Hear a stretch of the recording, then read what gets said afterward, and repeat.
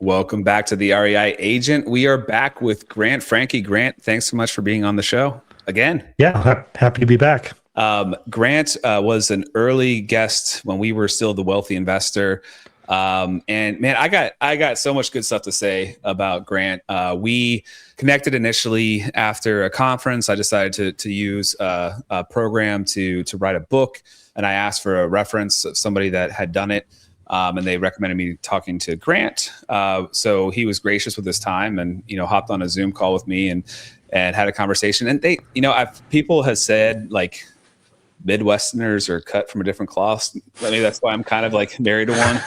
But I don't know, man. I just feel like we have like we had that conversation. We had a podcast. We've probably texted a good amount there for a while. Yeah. We kind of met up a little bit at the last conference that we were at together. And I just feel like you're like I don't know, maybe everybody feels that way about you, but you're just a really awesome person. And I really enjoy your friendship. So yeah, I'm excited. Oh, wow. Well, thanks, Ben. I appreciate that.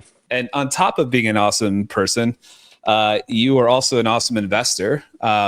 If anybody hasn't seen the past episode, I thought we could let you hash out your story a little bit as well and talk about, how that kind of all led to a book and kind of what you're doing now. So yeah, if you don't mind, you bet. The real estate. Yeah, I appreciate it, guys. So back in right after I got out of high school, I started at the railroad right away. I didn't go to college. I was conductor for BNSF Railways for 13 years. Great job if you don't have any wife or kids. Started, we got married, had a couple kids, and I realized the time I was missing away from them, the Christmases, the birthdays, all those fun things. So I started looking for an avenue to get out of the railroad. Bought my first duplex in 2016. Went pretty hard at the BRRRR process there, scaled it fairly quickly in 2019. End of 2019, I left and started doing real estate full time right before the COVID pandemic. So that was a really great time to quit my job and rely on rental income. But yeah, since then, we're now up to about 215 doors. It's a great little market we have. I'm in Southeast Nebraska, so we're invested all within Southeast Nebraska within an hour and a half of where I live here. So yeah, that's my story. It's been a fun ride. And through that process or whatever, like you then wrote a book about that whole process, right? Like the unlikely investor, right? Yeah, you bet. So it was at a goal retreat with, Brandon Turner and the Better Life Tribe. And I wanted to make a goal that wasn't like, I'm going to use my phone less or I'm going to work out so many times a week. So I wanted a big, hairy, audacious goal, right? And so I was like, I'm going to write a book. And everybody at the table that I was sitting with were like, okay, I'm sure you are. I'm like, no, I'm serious. I'm going to write a book. So yeah. So I wrote a book, got out, released about a year and a half ago. The Unlikely Investor. It's just kind of my story, some of the beginner tips and tricks I went through to get it where I'm at now. But yeah, it was great. Brandon Turner was able to write the foreword for it, which was really fun. I've learned a lot of what I know from him, and now I work with him in First Deal as a First Deal advisor. So it's been kind of come full circle for me. Yeah. Well, I think you wrote that book a lot faster than I have in my process. I had like a rough winter here. I didn't go out and do anything. So I would just sit in the closet, just pounding it away. The Unlikely Author. Maybe it should be my title. Did your wife, Laura, did she also get a phone call from you from this conference? Really super excited, like, Laura, I'm going to write a book. Yeah, she did. It was very much, she kind of had the same reaction. She's like, okay, we'll see. And then she got home and saw how serious it was. Like, that's the way it was when I started investing. Like I told her about it and I was really excited. She's like, all right, let's see where it goes. And then when she saw my passion for it and how much I was like, because when I do something, I do it like really hard. I don't just kind of half-ass anything. So She saw when I dove into the book, I'm like, she's like, okay, this is going to happen now, because once he starts, he doesn't stop. Oh, so are you a finisher? Like when you start something, you finish all the way through? I try to. Like sometimes I get frustrated in the middle and like start thinking about the finish line. I'm like, how can I get there? But yeah, if I do something, I usually try to do it at the best possible way I can. I can be kind of obsessive about things. Yeah, I still love you. That's my weakness. I'm a great starter. Finisher is tough for me. So on the third round of edits, if you're curious, on the book. So looking forward to getting that monkey off my back and moving forward with the other goals. That book writing goal reminds me of, and I'm going to blank on the name for that, like the Japanese like term misoki or something like that, where I don't know if you've heard of this, but it's basically like it's basically a big, hairy, audacious goal, but it's like it's a year defining goal that, that you're going to look back and be like, 2022 or 2023 or whatever the year was when you wrote that book was the year that you wrote that book. And it's like a defining moment. So like you could have, an epic mountain or ultra marathon or something like that you could have. And the thought of like kind of in your planning, if you were to take on something like that each year, you would have an incredible journey of big races that you've accomplished. So kudos to you for actually getting it done. Yeah. Yeah. I'm like self-management. So we'll see if they're all, but we'll see what happens. Yeah. So then I was writing my goals for 2026 and put on there to write my second book, which will be on property management, self-management, but we'll see where that goes. That's not as strong as my first book goal. I don't know, man, that I would read it because I know that you've implemented a VA to kind of help with things, right? And systemize stuff well, right? Yeah, it's been good with the VA. We're actually looking to make our first like full-time hire here locally. I just need some more boots on the ground person that can kind of come alongside us and make sure everything's getting done. When you have this much stuff going on, it's easy for stuff to drop through the cracks, and that's what we're trying to eliminate. Yeah. Oh yeah, 100%. That determination you're talking about that you had, it shows, as you're talking about like how your life has evolved here in the last couple of years from starting as a conductor, which I forgot, by the way. I forgot that you were, that was like what a cool job to start with. Yeah. It was, especially as a young kid, you just kind of travel around and. Yeah. I don't know if I've ever heard of anyone else starting out with that, but it's cool to see where you were. And even talking to you initially, the first time we did the podcast, you had just maybe finished your book, I think. I think so. Yeah. I think it was just getting ready to come out. Yeah. And then to get to where you are now, and you've done so much more and you're still pushing forward. So it's just fun to see. This is also like a testament to like surrounding yourself with the right people. Cause like whenever I talk to you, Grant, like I'm like excited, I'm like, I feel like, I'm happy for you. I'm thrilled for you. I'm motivated to do more. And like, I think that's just such like if you can cultivate that in yourself, I think that's probably the one of the first steps, that if you can try to figure out how to not feel threatened by Grant's success, but feel excited for Grant's success. Right. I mean, seriously, like if you're constantly feeling threatened by somebody else's success, like they're not going to want to be around you because they're going to be like a jerk to them. Yeah. And that's, I had some of that. So I joined the 50, which is like Brandon's high-end mastermind. And those are people that are killing it, like Brandon level killing it. So I very much had that going to them. Like, what do they don't want to talk to me. I just have duplexes and you know what I mean? So it's just surrounding yourself. And even like just all the Better Life Tribe stuff we do, like going to those conferences, just being around it. You come home, you're on fire, you're ready to go. It's always a good community to be around too. Yeah, no, 100%. But it's a great thing to kind of be intentional about. And, if you're still trying to make goals and figuring out what you're going to do in 2026, it's definitely like I think a relationship audit is a healthy thing to do, or not even like, it sounds like you're just going to cut people out, but I think it's more like trying to be intentionally focused on being with people that, have a similar mindset, working on the same things that you want to be working on. So, but you're the average of the 5 people you're around the most. That's what they would say. So surround yourself with those good people. Mm-hmm. Totally. Can you talk to us a little bit about the First Deal program? Yeah, you bet. It's great. So it's First Deal, Brandon Turner's kind of first deal mastermind, I guess.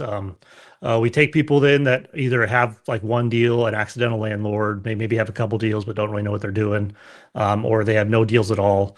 And you join the program. There's a 5-week fast track in the beginning where you learn just the basics of real estate investing, financing, finding deals, funding deals, all those underwriting, all those sort of things. And then once you graduate past that, we have a community as well with, we've got, I think 7-8 advisors now that do all different things, right? So I do long-term rentals, self-management. We've got a flipper.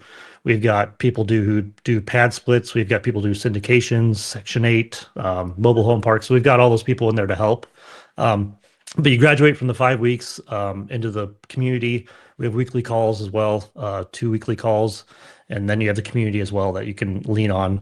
And then anybody who comes in the program gets 2 hours a quarter of one-on-one calls with any advisor they choose. And they can choose different advisors too. So I spend some of my days just kind of doing one-on-one calls with new investors, which is really fun because like I enjoy teaching. I enjoy real estate. I enjoy talking about real estate. So it's fun to see them come in new with, fire in their eyes and ready to go and kind of show them the way. Yeah. Kudos to you for doing that. It's huge. I'm curious if you see any common like stumbling blocks for people that are trying to get started. And what prevents them from being successful? Yeah, it really comes like I always say it comes down to like knowing their numbers. So a big step that I always tell people to take is like underwrite just to underwrite. Like even if the deals aren't going to work, it's about flexing that muscle. It's about like you guys do in CrossFit, right? You're doing it over and over. You're getting stronger and stronger. Same thing underwriting. The more you do it, the stronger you're going to be at it. The more confident you're going to be in your numbers because like we all know when you get towards the end of a deal and you're about ready to close, you get that feeling in your stomach. You're like, I don't know if it's going to work. I may not make money on this. You can always fall back on your numbers. You can fall back on your spreadsheets and be like, yeah, these are the numbers. This is facts. Like this is what it rents for. This is what it's going to cost me. I'll be okay. So knowing your numbers and having that to fall back on that is huge. Try to eliminate any sort of headwind you can. And a lot of that comes from numbers, just knowing your numbers, knowing everything's going to work out in the end. Oh, that's a good tip. Are you working too with people who are largely in your market, your area, or are you working with people anywhere? Yeah, anywhere across the country. So yeah, we've even got people from Canada. So it's almost, across the country and elsewhere as well. So anybody can join, and I'm pretty happy with the program. It's done some pretty cool things. It's fun to see, like, especially the ones that started at the beginning. So I've been doing it for a year and a half, and the ones that first started are now getting their second and third deals. And like, you're seeing that light switch flip. They're like, oh, this is how it works. A BRRRR actually works. So you pull your money back out and just do it again and do it again. So it's fun to see that progress with them. Do you, so people kind of like are fast tracked or they're like choosing a tract when they go through this program. Is that what you said? Like, is it like there's like long-term rental? So there's the fast track is just your basic explanation of how real estate investing works. It's just a 5-week program everybody goes through just to get everybody, it's kind of get everybody on track to like, because we had people coming in that knew a little bit, didn't know anything. So it was just like that education piece of how do we get everyone at the same spot. Yeah. So the fast track does that. And then after that, we have a clarity call with them where we kind of define what they want to do and try to get their buy box down. And then we can, not push them, but if they want to do long-term rentals, okay, this is the path you should take. If you want to do short-term, here's your path. So there's all those different paths within the program that we can take them. Because I was going to say I think that's often a really difficult thing for people is like that shiny object syndrome, like where, like I think, and maybe this is the beauty of this kind of program. Like I think people often will listen to podcasts or listen to whatever, and they'll hear different experts doing different things, and like maybe never actually end up doing anything because they keep like exploring, like, okay, maybe this is the route, this is the way I want to go, and I want to read a book about that before I take a step, to actually doing something, to actually investing in the property. So that kind of eliminates that a little bit. I mean, do people jump around at all then, or? They do, but we try to limit as much as they can. We kind of have them put into a buy box of like, this is what I'm looking for. And we always say it's better to choose something than what you choose. Like, I don't care if you're choosing between Cincinnati and Indianapolis. Pick one of the two, and then we're going to dive into that one. But if you have too wide of a vision and you're not focusing on one thing, then it's just like you said, shiny object syndrome. Then you start looking at motel conversions and self-storage units and all these different things that just focus on what you want and keep your head down. I'm curious what you've learned from that, working with people in different areas or different cities. It's very different. I've learned I'm very blessed to live in Lincoln, Nebraska, which is a very boring market, very cash flow heavy. We've got a lot of people that are in California that are investing out of state because that's really the only way they can do it. And it works. Like there's a process to make that work. But I've been very lucky to live like where I live. But it also did show me like it doesn't matter where you live. You can build the systems around where you're going to invest. Like one of our advisors, Janelle, she lives in California and Hawaii sometimes, but she invests in Ohio. And like she's got a system set up there that runs just like she's there, but she's traveling around all the time. Interesting. One of the things I chew on for like, an agent that's, working in their market and wanting to maybe invest in their market with like a house hack or whatever to start, with lower down payments, et cetera. One of the things I've chewed on in the more appreciation heavy markets is, can you make that work by house hacking, by moving into the property? It might, I guess it really probably depends. Like if you're in San Diego or something, that you might have to live in that property for a while before you can move to another one and actually have that cash flow. But I think typically there is, some sort of advantage there, because like if the person was doing that, they might then have a lot more equity to play with or tap into from a HELOC over a shorter period of time, and then maybe they want to focus on building up the cash flow through a different market and investing in out of state. Does that strategy come up at all when you're looking at these? Yeah, especially for our people in those expensive markets. Like you could house hack something in a duplex, and technically you're not cash flowing, right? But if you're paying less to live there than where you would be somewhere else, and you have an asset on your balance sheet, and it's getting paid down by your other tenant, like that's considered a win because you're paying less, you're building an asset. And then you can, like I said, after the appreciation goes up, tap into that equity and then buy cash flowing properties in Ohio or Nebraska or Iowa, or, just finding those cash flow rich areas, but being able to start in your own market and kind of hands-on experience with managing, doing turnovers, doing leasing, all those sort of things. Yeah, and I think, with a program like you guys are talking about, it's probably less daunting to try to invest in another market. But I think for a lot of people that aren't in a program, that's probably very intimidating to start there. But I think also some agents probably they're wanting to be an agent. They want to sell real estate, and they're not looking to be a full-time investor. I had a person from Tacoma, Washington on the show that, like, she's like, my daughter has no interest in real estate, but I'm like, you just need to get 5 properties. And for a lot of people that don't have any houses at all, that seems like an insane, goal. Thought, yeah. Especially in a market like that, where it's, going to be really expensive to buy.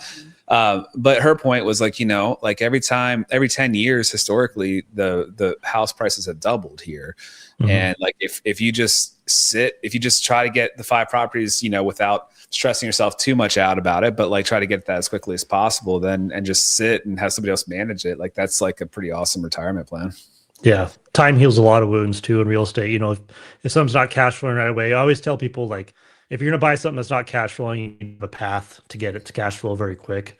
But even if like a long-term BRRRR I'm doing, if I'm pulling all my money back out and I'm only cash flowing a couple $100 a month, I don't have any money into it. It's like a free property, right? Like I don't have any cash in that, and I can just let that appreciate, let that asset sit on my balance sheet and increase my wealth that way. I love it. Yeah, I'd heard the whole concept of like the investing pyramid, where you have like your base of cash flow. And I feel like depending on like where you're at, if you feel more comfortable investing in your own market, if you're in an appreciation heavy market, maybe your base is trying to build up equity, to begin. Yeah. And if you can do that through house hacking, that's amazing. And then like from there, maybe you take that equity, like you get a HELOC out, move to the next property, do the same thing over and over again. If you can start doing some BRRRRs, that's great, but start building up some equity that you can then play with, slash, hopefully some cash as well from your sales or your stuff, cash flow. And then start focusing more on a different market, and maybe, taking down a different market to really build up that cash flow part of the pyramid. Yeah. And I love, like, in First Deal when we see agents come through, because like as an investor, I love when an agent is investor minded. Like we were talking about, it's not for everybody, right? Not everybody understands the distinction between investors and retail buyers. Like I have no emotions going into looking at a house. I don't care what the color is. I don't care what the flooring looks like. Like it's all about numbers for me. So when we see agents coming through, like I'm super pumped for them, and they're even getting deals within First Deal, different referrals and stuff, because once you understand and you're an investor-minded agent, like that's quite the market to tap into. We're also very repeat customers. If we're very happy, we're going to stick with somebody for a long time. Totally. I've thought about having like an approach of like almost like a wealth advisor for real estate investing, and it's probably not something you can promote. I don't really know what the rules are with that. But like to try to like really take care of your clients. And I think if you also then have the property management thing, you kind of get that both. You get the sale, you get the ongoing management, and just kind of like portfolio management, right? Like you can really try to help people make good decisions based on your expertise in that market. Yeah. You could know your clients well enough to know what kind of equity they have in their properties. Are they getting a good return on equity? Like, could they 1031 this into this and get a better return on equity on it? Totally. Grant, I'm curious what you would say your shift has been with your family dynamics. Like, talking about how you weren't really able to prioritize them with the other job. What have you seen? What are the benefits of taking on 200 plus properties? Yeah. I All mean, those it's night. Yeah, it's night and day compared to like just, staying in Kansas City because I took a train there overnight, right? Like it's night and day from that. I'm always home. I work from home, so I can pick the kids up, take them to practice, do those sort of things.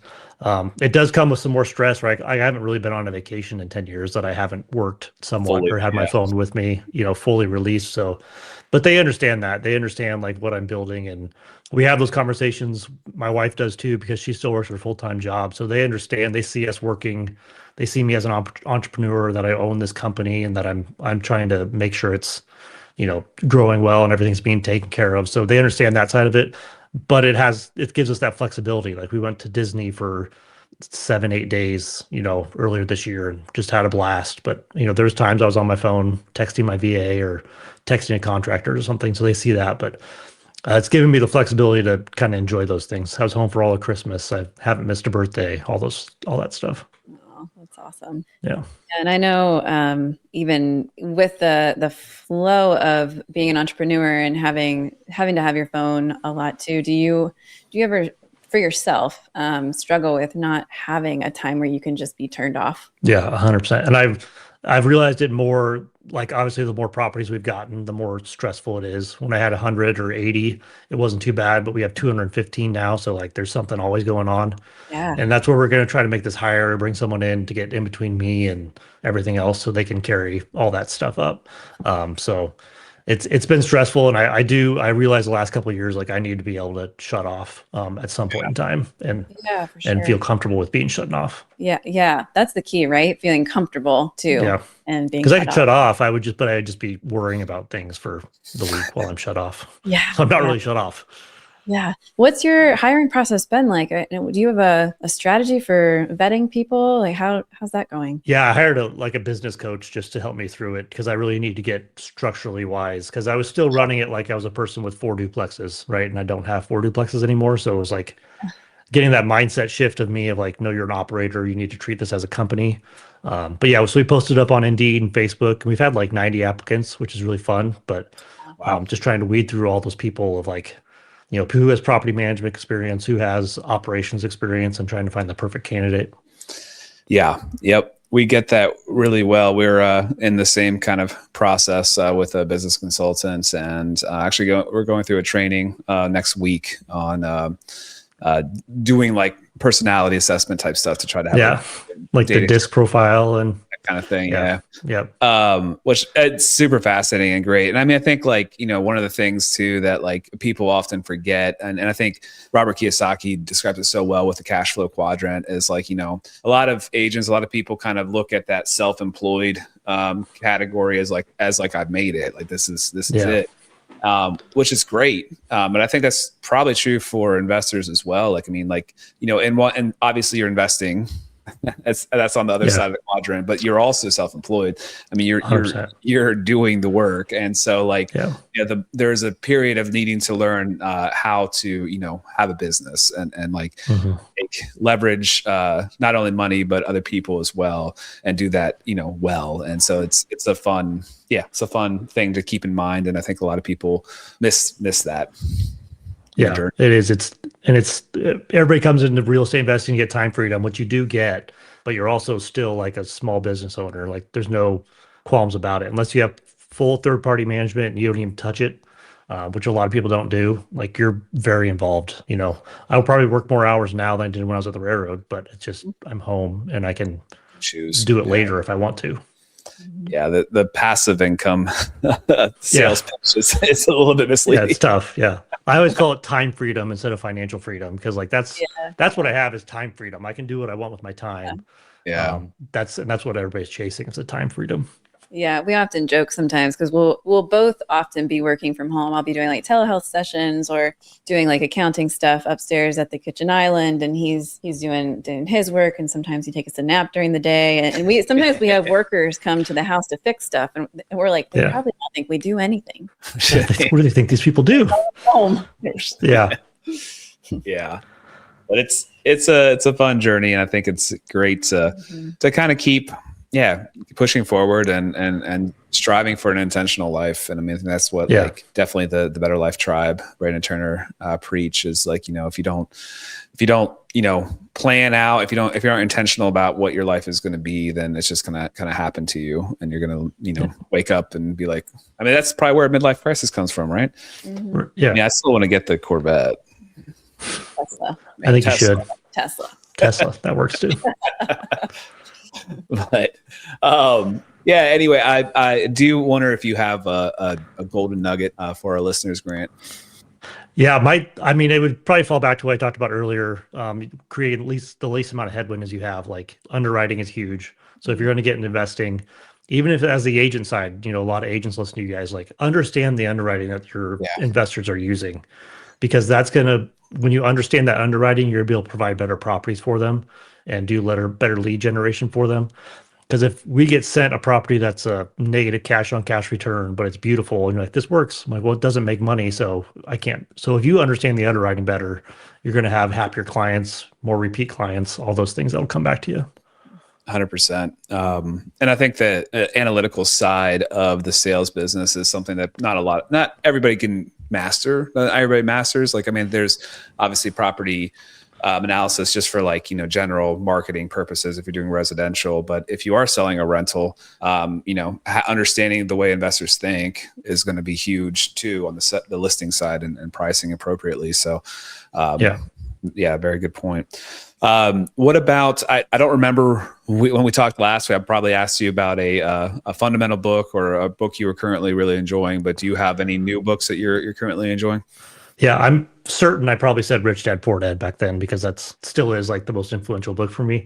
But right now I'm reading, it's called Be Your Future Self Now by Benjamin Hardy.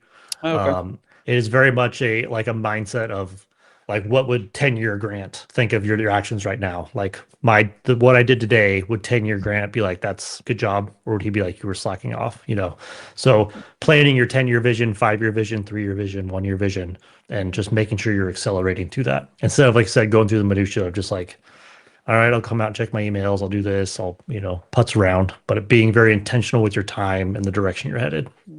Absolutely. Like, I think like it's one thing to set like a big audacious goal.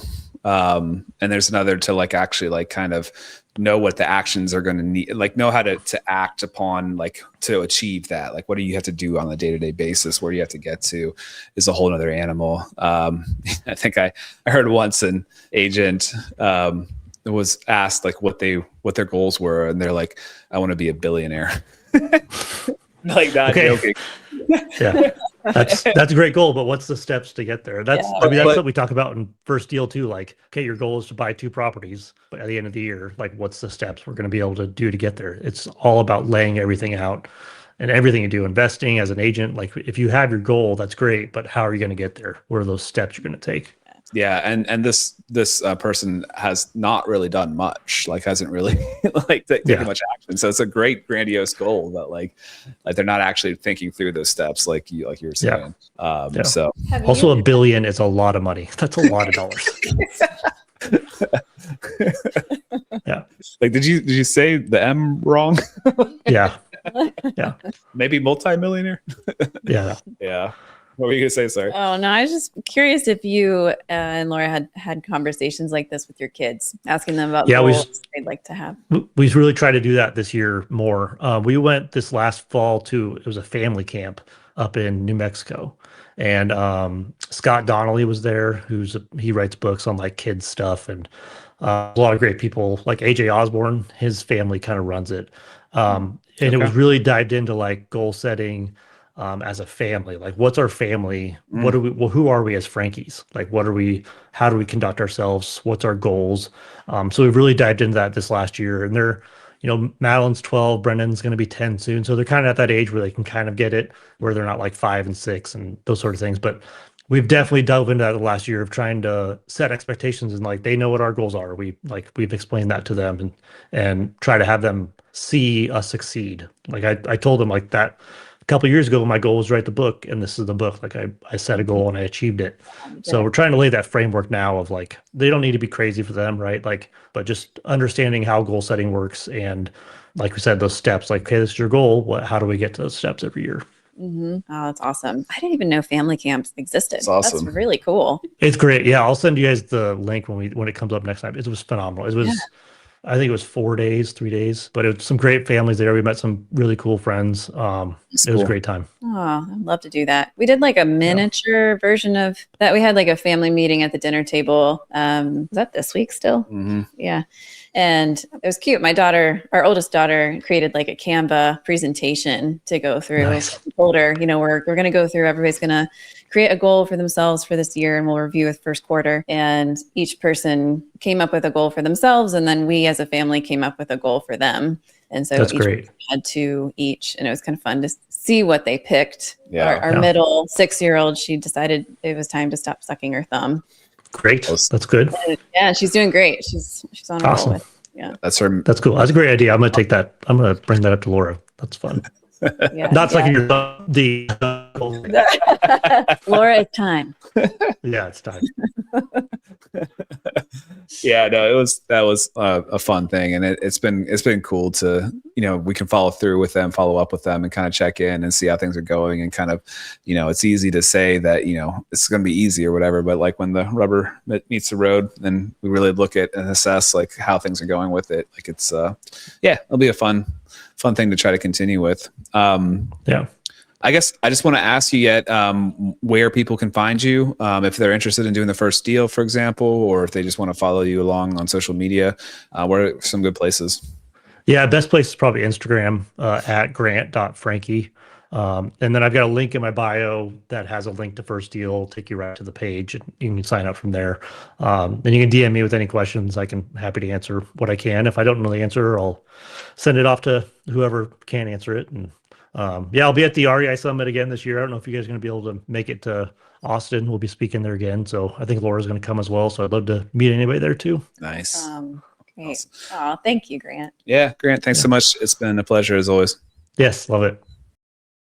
Thanks for listening to the REI Agent. If you enjoyed this episode, hit subscribe to catch new shows every week. Visit reiagent.com for more content. Until next time, keep building the life you want. All content in the show is not investment advice or mental health therapy. It is intended for entertainment purposes only.